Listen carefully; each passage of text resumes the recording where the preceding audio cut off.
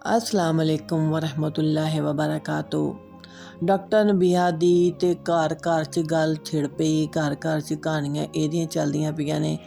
ਇਹ ਉਹ ਡੈਨ ਨੇ ਜਿਹੜੀ ਪਹਿਲੇ ਆਪਣਾ ਪਹਿਲਾ ਸ਼ੋਹਰ ਖਾ ਗਈ। ਫਿਰ ਇਹਨੇ ਕਿਹਾ ਕਿ ਮੈਂ ਦੂਜੀ ਸ਼ਾਦੀ ਕਰ ਲਵਾਂ। ਹੁਣ ਇਹਨੇ ਕਿਹਾ ਇਹ ਖਾਦਾ ਤੇ ਜਾਨ ਨਹੀਂ ਦਿਆ ਤੇ ਇਹਨੂੰ ਇੰਨਾ ਕੁ ਜ਼ਲੀਲ ਕਰਦੇ ਆ कि ये पागल हो के ऊंज ही मर जाए। इसकी कब्र में कीड़े पड़े, इसके कब्र में जो है वो बिच्छू निकले, इसके माँ बाप को जो है वो मैं माफ नहीं करूंगी। इन्होंने किसी की बहन बेटी का घर तोड़ा है, ये जालिम लोग हैं।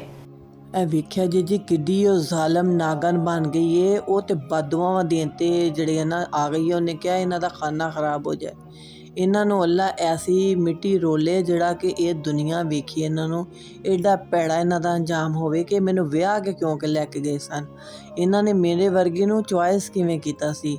ਇਹਨਾਂ ਨੇ ਮੇਰੇ ਵਰਗੀ ਨੂੰ ਆਪਣੇ ਘਰ ਲਿਜਾਣ ਦੀ ਜੁਰਤ ਕਿਵੇਂ ਕੀਤੀ ਸੀ? ਇਹਨਾਂ ਨੂੰ ਤੇ ਮੈਂ ਐਸਾ ਛੱਟਾਂ ਫੂਕਾਂਗੀ ਕਿ ਇਹਨਾਂ ਦੀਆਂ 7 ਨਸਲਾਂ ਯਾਦ ਰੱਖਣਗੀਆਂ। ਇਹਨਾਂ ਕੋਲ ਗੁੱਸਾ ਚੜ੍ਹਿਆ ਏ। ਦੁਨੀਆ ਦੇ ਉੱਤੇ ਤੁਸੀਂ ਸੁਣਿਆ ਹੋਵੇਗਾ ਕਿ ਕਿਆਮਤ 'ਚ ਬੰਦਿਆਂ ਦੇ 2 ਮੂੰਹ ਹੋਣਗੇ। ਜਿਹੜੇ ਦਮੂਵੇਂ ਹੋਣਗੇ ਨਾ ਉਹ ਕਿਆਮਤ ਵਾਲੇ ਦਿਨ ਹੋਣਗੇ। ਲੇਕਿਨ ਇਹ ਤਾਂ ਬੁੱਢੀ ਦੁਨੀਆ ਤੋਂ ਪਹਿਲੇ 2 ਮੂੰਹ ਹੀ ਹੈਗੀ ਏ। ਇਹਦੇ 2 ਮੂੰਹ ਨੇ। ਇੱਕ ਮੂੰਹ ਤੋਂ ਇਹ ਗਾਲਾਂ ਕੱਢਣ ਦੀ ਸੀ, ਬਦਦੁਆਵਾਂ ਦੇਣ ਦੀ ਸੀ। ਆਪੇ ਹੀ ਇਹਨੇ ਉਹਨੂੰ ਖੁਲਾ ਦਾ ਨੋਟਿਸ ਭੇਜਿਆ। ਆਪੇ ਹੀ ਇਹਨੇ ਆਪਣੇ ਘਰ ਦੀ ਲੜਾਈ ਸੋਸ਼ਲ ਮੀਡੀਆ 'ਤੇ ਲੋਕਾਂ ਨੂੰ ਦੱਸੀ।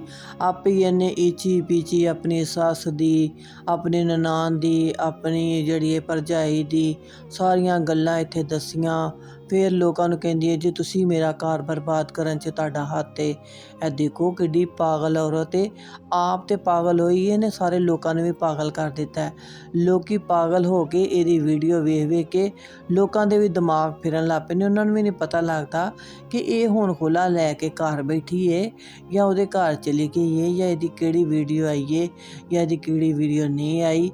ਸਾਡੀ ਰਿਕੁਐਸਟ ਹੈ, ਹੱਥ ਜੋੜ ਕੇ ਸਾਡੀ ਰਿਕੁਐਸਟ ਹੈ ਟਿਕਟੋਕ ਵਾਲਿਆਂ ਅੱਗੇ ਕਿ ਇਹਦਾ ਤੇ ਚੈਨਲ ਬੰਦ ਕਰੋ। ਇਹ ਸੁਣ ਲਓ ਲੋਟੇ ਵਾਂਗੂ ਫਿਰ ਗਈ जी। मेरे शौहर या मुझे गलत तरीके से भड़काने की अगर तुम लोगों ने कोशिश की, क्योंकि मेरा तमाम तर चीजों पे प्रॉपर चेक एंड बैलेंस है, आज के बाद मेरी तरफ से मेरी पर्सनल लाइफ, मेरे घरेलू मामलात, मेरे साथ जो भी हो, मैं सोशल मीडिया पे नहीं लाऊंगी।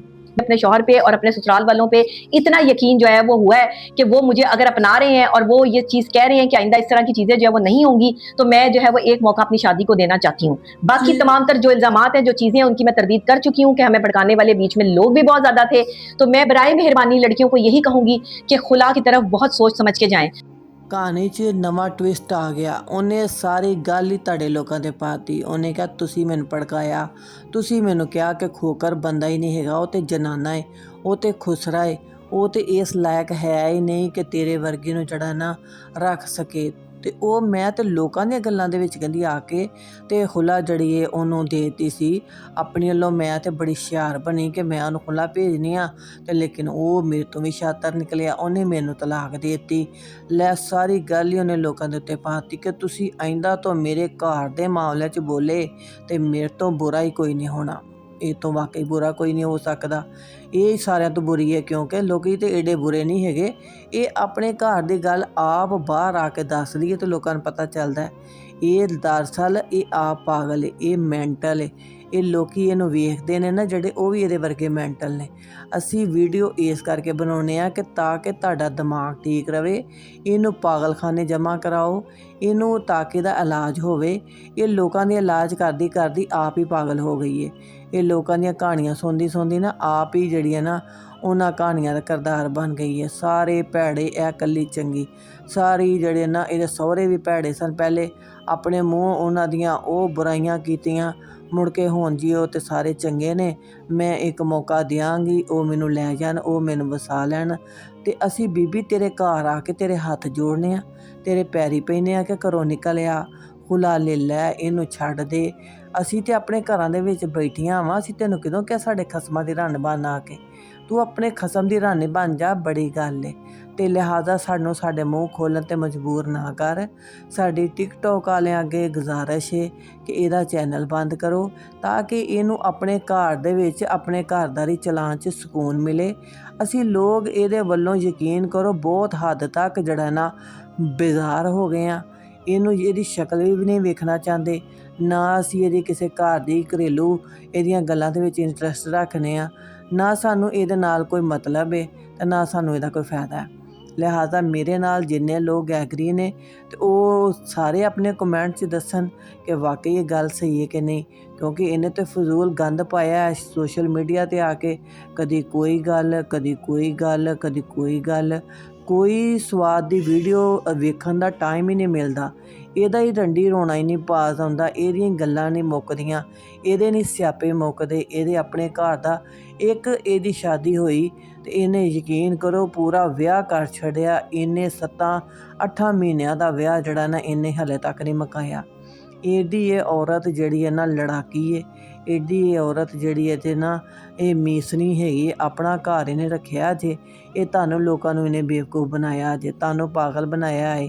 ਕਈ ਇਹਦੀ ਫੇਵਰ ਕਰਦੇ ਨੇ, ਨਹੀਂ ਇਹ ਬੜੀ ਮਾਸੂਮ ਹੈ, ਇਹ ਬੜੀ ਜਿਹੜੀ ਹੈ ਨਾ ਸਿੱਧੀ ਜਿਹੀ ਔਰਤ ਹੈ, ਲੇਕਿਨ ਐਸੀ ਮੈਨੂੰ ਤੇ ਇਹਦੇ 'ਚ ਸਿੱਧਾਪਨ ਜੇ ਨਜ਼ਰ ਆਇਆ। ਇੱਧਰੋਂ ਗੱਲ ਕਰਦੀ ਏ ਉੱਧਰੋਂ ਮੁੱਕਰ ਜਾਂਦੀ ਏ, ਇੱਧਰੋਂ ਗੱਲ ਕਰਦੀ ਏ ਉੱਧਰੋਂ ਮੁੱਕਰ ਜਾਂਦੀ ਏ। ਫਿਰ ਇਹ ਵੀ ਨਹੀਂ ਵਹਿੰਦੀ ਕਿ ਸੋਸ਼ਲ ਮੀਡੀਆ 'ਤੇ ਮੇਰੀਆਂ ਵੀਡੀਓ ਚੜ੍ਹ ਚੁੱਕੀਆਂ ਨੇ, ਪੂਰੀ ਦੁਨੀਆ ਉਹਨੂੰ ਵੇਖ ਲੈਂਦੀ ਏ।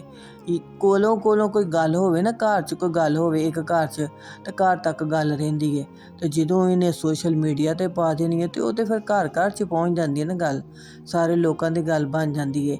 ਇਹਨਾਂ ਨੂੰ ਕੋਈ ਵੀ ਕਹਿੰਦਾ ਵੀ ਕਿ ਫੈਮਿਲੀ ਵਲੋਗ ਬਣਾਓ ਤੇ ਸਾਨੂੰ ਲੋਕਾਂ ਨੂੰ ਵਹਾਓ, ਕੋਈ ਦੀਨ ਦੀ ਗੱਲ ਦੱਸੋ, ਕੋਈ ਇਸਲਾਮ ਦੀ ਗੱਲ ਦੱਸੋ, ਕੋਈ ਅੱਛੀ ਯਾਨੀ ਕਿ ਨੌਲੇਜ ਵਾਲੀ ਕੋਈ ਗੱਲ ਦੱਸੋ।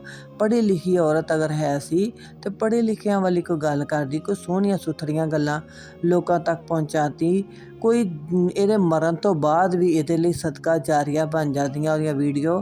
ਹੁਣ ਯਕੀਨ ਕਰੋ ਜਿਹੜੇ ਲੋਕੀ ਵਹਿੰਦੇ ਨੇ ਥੂ ਕੁੱਤੇ ਦੀ ਹੋਂਦੀ ਏ, ਇਹ ਵੀ ਕੋਈ ਜ਼ਿੰਦਗੀ ਏ? ਅੱਲਾ ਕੋਲੋਂ ਇੱਜ਼ਤ ਮੰਗਣੀ ਚਾਹੀਦੀ ਏ। ਜ਼ਿਲਤ ਜਿਹੜਾ ਨਾ ਜਾਂਦੇ ਕਿਸੇ ਨੂੰ ਜਿਹੜਾ ਨਾ ਗਾਲ ਕੱਢੋ ਤੇ ਉਹਦੇ ਕੋਲੋਂ ਵੀ ਤੁਹਾਨੂੰ ਛਿੱਤਰ ਪੈਣ ਲੱਗ ਪੈਣਗੇ। ਤੇ ਲਿਹਾਜ਼ਾ ਆਪਣੇ ਆਪ ਨੂੰ ਸਹੀ ਕਰੋ। ਤੇ ਸੋਸ਼ਲ ਮੀਡੀਆ ਦਾ ਐਸਾ ਪਲੇਟਫਾਰਮ ਹੈ ਜਿੱਥੇ ਅੱਛੀ ਗੱਲ ਦੱਸੋ, ਨਾ ਕਿ ਰੋਜ਼ ਦੀ ਆਪਣੀ ਕੁੱਤਖਾਨਾ ਇੱਥੇ ਲੈ ਕੇ ਆ ਜਾਂਦੀਆਂ ਜੇ। ਉਹੋ ਜਿਹੀਆਂ ਗੱਲਾਂ ਤੁਸੀਂ ਕਰਦੇ ਜੇ ਜਿਹੜੀਆਂ ਸੁਣਨ ਦੇ ਲਾਇਕ ਹੀ ਨਹੀਂ ਹੁੰਦੀਆਂ। ਇਹ ਕਹਿੰਦੀ ਹੈ ਜੀ ਮੈਂ ਖੁੱਲਾ ਵਾਪਸ ਲੈ ਲਿੱਤੀ ਹੈ, ਤੇ ਲੇਕਿਨ ਇਹਦਾ ਜਿਹੜਾ ਸ਼ੋਹਰ ਹੈ ਹਾਰਸ ਕੋਕਰ, ਉਹਨੇ ਕਿਹਾ ਜੀ ਮੇਰੇ 'ਚ ਇੰਨਾ ਕੁ ਦਮਖਮ ਸੀ, ਮੈਂ ਐਡਾ ਕੁ ਪਾਵਰਫੁਲ ਬੰਦਾ ਸਾਂ ਕਿ ਇਹ ਮਜਬੂਰ ਹੋ ਗਈ ਖੁੱਲਾ ਵਾਪਸ ਲੈਣ ਦੇ ਉੱਤੇ। ਇੱਕ ਬੰਦੇ ਦੇ ਕੋਲ ਕੁਛ ਹੋਵੇ ਤੇ ਬੁੱਢੀ ਉਹਦੇ ਕੋਲ ਟਿਕਦੀ ਹੈ ਨਾ, ਇੱਕ ਬੰਦੇ ਕੋਲ ਕੁਛ ਹੋਵੇ ਨਾ ਤੇ ਬੁੱਢੀ ਜ਼ਾਹਰੀ ਬਾਤ ਹੈ ਉਹਦੇ ਕੋਲ ਟਿਕਦੀ ਨਹੀਂ, ਨੱਸ ਜਾਂਦੀ ਹੈ। ਤੇ ਇਹਨੇ ਅਗਰ ਖੁੱਲਾ ਮੈਨੂੰ ਦਿੱਤੀ ਵੀ ਸੀ ਨਾ ਤੇ ਇਹਨੇ ਉਹਨਾਂ ਹੱਥਾਂ ਨਾਲ ਹੀ ਵਾਪਸ ਲਈ ਹੈ, ਕਿਉਂਕਿ ਮੇਰੇ 'ਚ ਹਲੇ ਦਮਖਮ ਹੈ।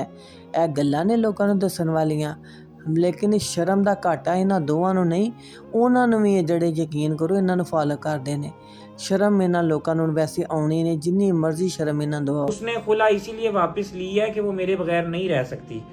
ਇਹ ਸੁਣ ਲਿਆ ਤੁਸੀਂ ਹਾਰਸ ਕੋਖਰ ਦੇ ਮੂੰਹੋਂ ਵੀ ਕਿ ਉਹਨੇ ਐਸੇ ਕਰਕੇ ਵਾਪਸ ਖੁੱਲਾ ਲਈਏ ਕਿ ਉਹ ਮੇਰੇ ਬਗੈਰ ਨਹੀਂ ਰਹਿ ਸਕਦੀ, ਕਿ ਮੈਂ ਇੱਕ ਠੀਕ ਠਾਕ ਮਰਦ ਹਾਂ ਤੇ ਮੈਂ ਸਹੀ ਤਰ੍ਹਾਂ ਇਹਨੂੰ ਜਿਹੜਾ ਨਾ ਹੱਕੇ ਜ਼ੌਜੀਅਤ ਵੀ ਦੇ ਨਾਲ ਅਦਾ ਕਰਨਾ ਵਾ।